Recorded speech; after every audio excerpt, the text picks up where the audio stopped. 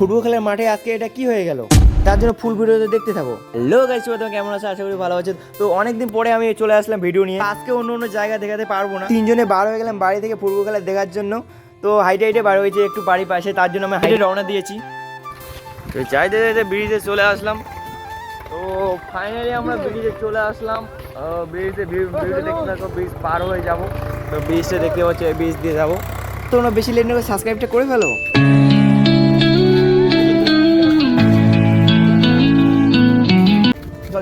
চলে আসলাম খেলার মাঠে। তো খেলার মাঠে ওই যে দেখতেছো খেলা, ওইখানে হচ্ছে, একটু জুম করে দেখাই সবাইকে। তো ওইখানে খেলা হচ্ছে, তো চলো